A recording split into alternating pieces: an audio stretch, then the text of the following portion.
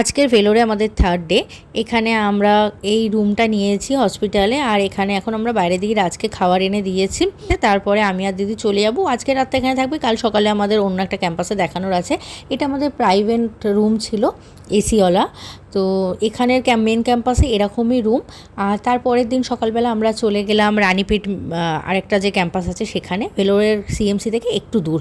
তো সেখানটায় বিশাল বড় ক্যাম্পাস, আর এই হসপিটাল থেকে ওই হসপিটালে যাওয়া আসার জন্য সবসময় বাস দেয়। তারপরে ওই হসপিটাল থেকে ফিরে এসে আমরা আবার সিএমসি মেন ক্যাম্পাসে এসে গেছি।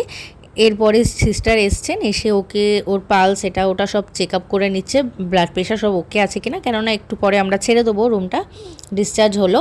তারপরে আমরা চলে গেলাম চা খেতে, আমি, রাজ আর দিদি। ওখান দিয়ে এসে ফ্রেশ হয়ে আমরা বেরিয়েছিলাম একটু চা খেতে, একটু আশেপাশটা ঘুরবো।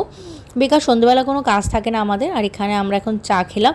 তারপরে এখানে পাশে একটা মিষ্টির দোকান ছিল, সেখান থেকে দিদি আর রাজ নানা রকম মিষ্টি খেয়ে ট্রাই করছিল। এইটা হচ্ছে মাইসুর পাক, আর আরেকটা মিষ্টির নাম আমি ভুলে গেছি, কিন্তু মিষ্টিটা খেতে খুব সুন্দর ছিল। তারপরে আশেপাশটা ঘুরে দেখছি। এখানে আর দুদিন থাকার আছে, তারপরে আমরা চলে যাব কলকাতায়। আর তাই জন্য এখন বিকেলটা ঘুরছি। আর তারপরে আমরা চলে এসেছি একটা জুসের দোকানে, একদম আমাদের হোটেলের পাশেই জুসের দোকানটা ছিল। তো এখানে এসে আমরা জুস আর লস্যি খেয়ে নিলাম।